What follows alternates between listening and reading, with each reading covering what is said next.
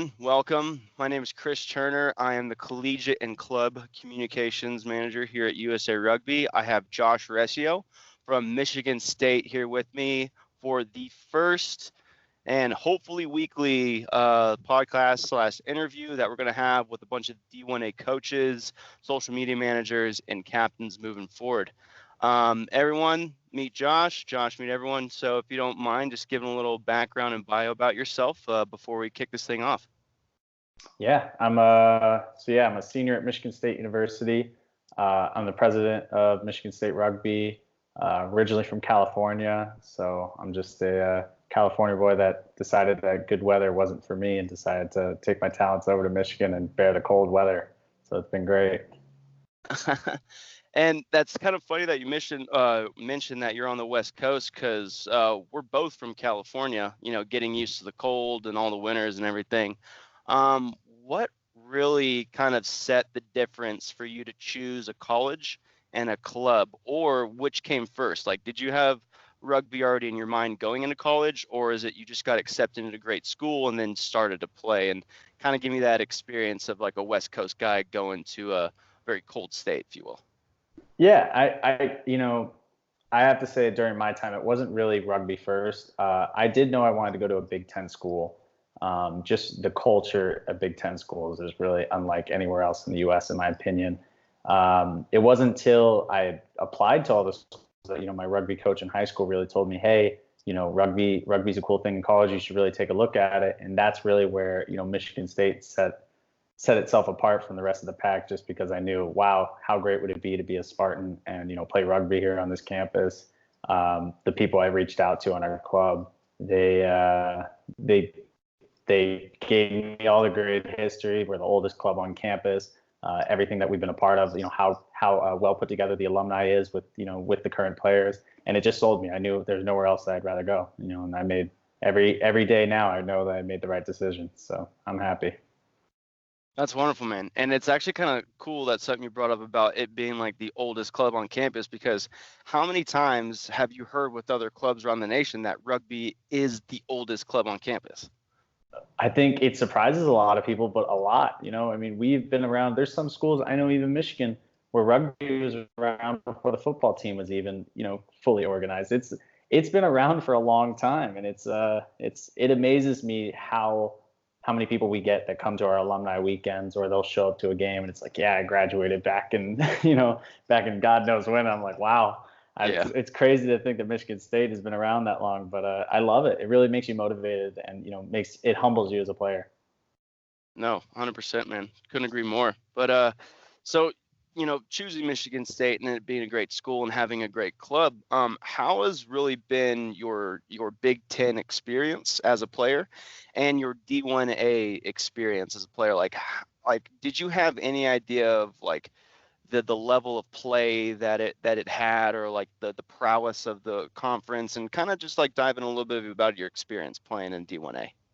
Yeah, well, let me give you a story. So our first game of our freshman year, we played against Indiana.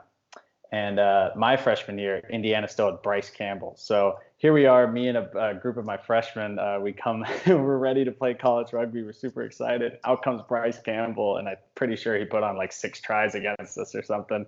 But we walked away from there and we're like, oh, this is awesome. Even though we lost, it was just such a great experience. And that is the key to how D1A rugby or how college rugby really is and where your experience goes.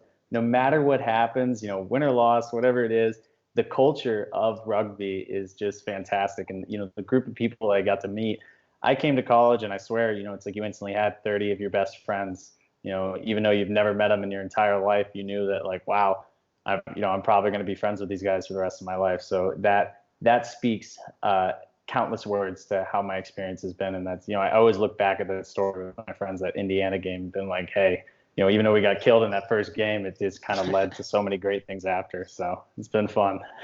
Right. Yeah. And you're right. I mean, it's completely a bonding experience, right? Like on and off the field. I mean, everyone knows who has played the game or the sport of rugby knows, of what goes on off and what goes on. And, basically you mend these friendships and these, like you mentioned, lifelong friendships through blood, toil, tears, and sweat, essentially, and maybe a bit of fun after. But But yeah, I mean, shout out real quick to the Sacramento State Hornets, my homies back in the day, but also lifelong friends there. But kind of explain a little bit about how you take those friendships, those relationships, and then apply them to, really elite college play, and especially like you have the Battle of the Mitten coming up here in Mhm. a couple weeks, and really kind of explain, how that um, really how that competition works, and also, how you and your teammates and your friends kind of prepare for such a battle. Yeah, no. So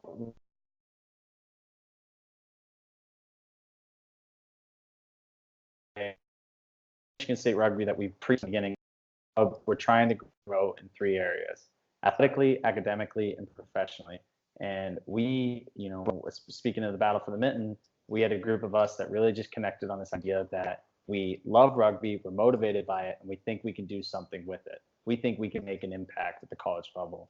So we went to the right people, we spoke to them, and we said, hey, an idea for an event. You're gonna have to just trust us that we're gonna put people in the stadium.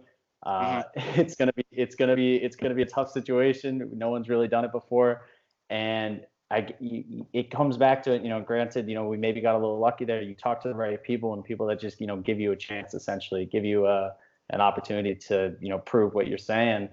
And we did. In year one, we proved it, and we did a fantastic event.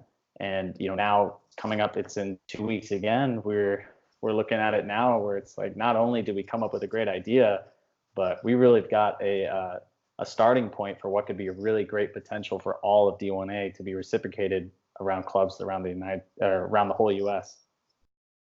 That's awesome, man. And I know we had briefly talked about this before the podcast, but the work and the dedication and almost the thanklessness that sometimes you might get for putting on a huge competition like this. But in the end, in the long run of, or the scheme of things, what it does for the sport, how it shapes future players, actual competitions itself, and actually gaining more momentum for those future players and recruits.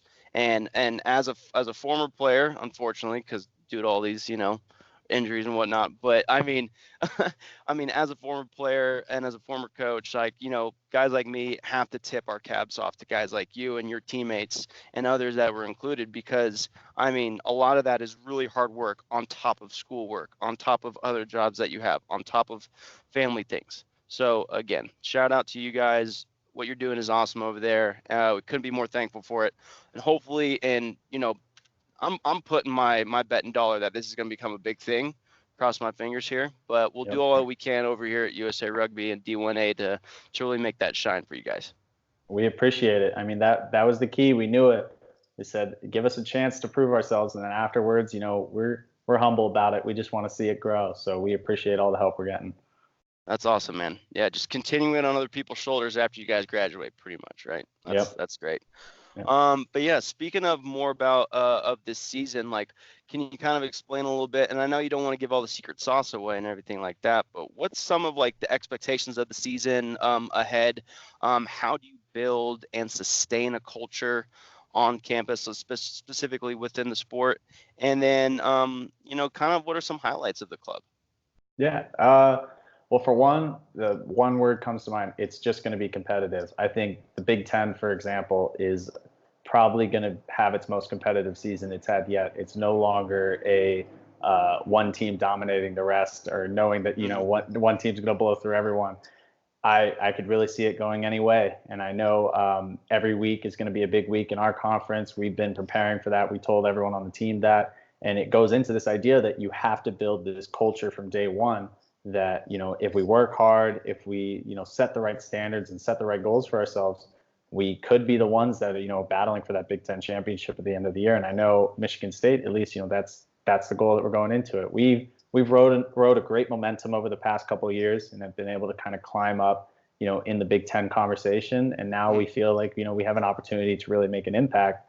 And it all goes back to that culture. And, we've done well so far, and we're just, this week we got Illinois. So looking forward to that, and hopefully trying to get that culture rolling and keep it going so we can get some wins under our belt and really just kind of solidify it within the team.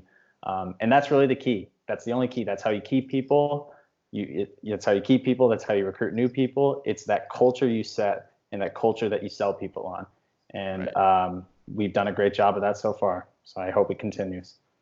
That's awesome, man. And kudos to you guys for doing that as well, because understanding the importance of culture, and Mm. especially with a recruiting class coming in, whether they have played or not played.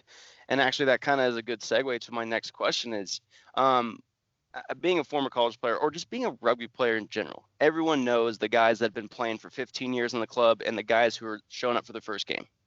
Mhm. So how do you recruit brand spanking new players that have never ever seen, heard, played the sport, and how do you kind of have a cohesive understanding of the sport and the style and even strategic schemes, and in importing that with the said club when you have like a season coming up and everything? Like, how do you guys kind of juggle those? Yeah, I'd say it really, that one falls on our coach. So Tim Britton is an alumni of Michigan State, and he's been coaching here now. I think this is his third year with us, and it's really how he treats the guys. We bring in, we'll bring in guys through our on-campus recruiting efforts. We'll bring in new guys that never played the game before, and he doesn't treat them any differently. He gives them the same amount of trust he would to some high school recruit we found that's been playing his entire life. And I think that Mm-hmm. really it speaks to that culture and it empowers them. One small thing we did that I think has made a huge impact. We stopped calling ourselves A side and B side. We really started calling everyone that's not in that starting 23. We started calling them the development team. And small thing it might be, it's really made an impact. I think a lot of our practices are a lot more competitive. People are really trying to improve their skills so that they can finish that week and get that jersey. That idea of earning that jersey at the end of the week so you can be on the top 23. So it always Right. speaks back to the culture, and I have to give the kudos there to Tim for really kind of instilling that into all of us. Nice. Well, shout out to Tim. That's an awesome job that he's been doing. And it's actually really interesting that you had mentioned the development vernacular versus A and B. Because when I Mm-hmm. when I was playing in college, we always had an A Bs. Actually, we called them the killer bees, because we were the Hornets. Killer Horrible bees. joke, I Yep. know. But like, yeah, anyway, but like it's interesting when I even throughout my travels in like England, New Zealand, Australia, and all that, you don't ever hear of a B side. You hear of a Mm-hmm. development side. And Mm-hmm. it honestly kind of makes it has more validity to it, is what I'm really trying to get at. Because if the human psychology of things, it's like if you consider yourself a B squad, then you're like, well, I'm obviously not as good as them. Maybe that gets into your self ego, but development's like, well, I have potential here. Right.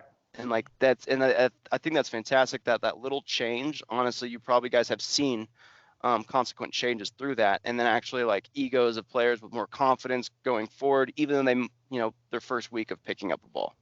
But again, Yep. kudos to Michigan State for doing that. Hopefully other colleges and clubs could pick that up, because it's a great tactic to use. Mm-hmm. We got a few more minutes here to wrap up, Josh, but I got a couple questions for you, kind of like off the cuff, maybe a little funny ones for you. Who's your favorite D1A club outside of Michigan State? Wow. I'm gonna have to give it to Arizona. I always love what they're doing down there. It's a great club. I've had a couple friends from my high school that went down there, and I think they've been kind of a model for what we've been trying to do here, and that instilling that right culture to win. And I love hearing about what they're doing. I really think they're going to be a team to watch in the next couple of years in D1A. So yeah, I give it to Arizona. Damn. All right. You heard it from the horse's mouth. A shout out to the Wildcats. Hopefully we get a little West Coast and then North interconference action. Who knows? That would be Who cool. That knows? would be Yeah. cool. All right. Sean Duffy, if you're listening, calling you up. No, I'm kidding. Kidding. Totally kidding. But great. Next question would be if you could remove one position from the field, which one would you remove? Wow. I'd probably make it a little bit more interesting. I'd remove one of the wings, make the fullback and the wing, play a little bit more of a interesting game. Granted, I'm a back, so the forward. If you're a forward, they're probably going to be like, yeah, let's just remove all the backs from the team. The forwards can do it. Let's put 15 forwards out there. But I think it would make an interesting game. It'd bring another element to, how defenses line up. So I think that's always been something that's been in my head is like, why don't we just get rid of one of the wings? Let's play 14s, but probably never going to happen. I'm glad we have an extra guy out there, so I'll keep my other wing. Nice. Yeah, you're probably right. I mean, all four just want to play in a phone booth, right? I mean, Yep. just the smallest, most condensed field, and just let's hash it out. Yep. Basically a meter apart from each other. But as backs, because I used to be a scrum half myself, I mean, we like our space, we like our running material, so I'll Yep. give you kudos for that one. But are you a socks up or no socks kind of a guy, or low socks? Uh, I'm kind of a no socks guy, and this drives people crazy sometimes. Or the no show socks. I think it's just more comfortable. Cleats these days, man, are so comfortable. You don't need socks all the time. Do you guys have like obviously you have like the sweet jerseys which I saw on the Instagram page. Yeah, go check out the Instagram page and the jerseys are awesome, y'all. Like and comment on that. But do you guys have like, certain socks that you have to wear, or is the coach kind of give you the option to wear no socks? So it used to be our own option, and we started out this. So the new apparel deals with Moneyball Sportswear, great company. I really hope they grow in the rugby Yep. market. But Right. we talked to him, and he had asked us when he gave us the jerseys, like, "What do you guys do for socks? Is it just like soccer?" So now we have Moneyball socks as well. So you can not only see us out there in the kits, but I guess now we're all going to be wearing Moneyball socks. So it's we'll be wearing the same socks now, I guess. So I don't get to wear no socks. I'm gonna have to wear socks. So it'll be great. All right, but definitely during the practice, no socks, Josh. But Yeah. all right, last off the cup question. It's a rainy, muddy rugby match, which I'm sure you get a lot of in Michigan. Yeah. Do you come home and throw the bag in the corner, or immediately wash your stuff? Well, our last game last year was a pretty muddy game, and yeah, I'm pretty sure my bag sat in the corner for at least a day. I came home and I just wanted to social with the guys. We beat Indiana, and we were just so happy. So we I don't think that kick got washed for a couple of days. That's for sure. So I mean, hey, celebratory reasons, totally understandable. No judgment. We've all done hmm it, including myself. So I don't think mom's gonna chime in and go like, "Are you getting your wash again?" It's like, "Nah, mom, yeah. we're celebrating, having a good time." Yeah. But all right. Well, Josh, thank you so much for joining me in the first ever D1A podcast wrap up. Haven't got a name for it yet, but if you got any Figure ideas, it out. shoot it our way. We'll always appreciate it. But before we sign off, you got anyone to shout out to? Anyone that you would like to kind of give a one out to? Ooh, I'm just gonna give it to our guys. I know we're about to leave for Illinois.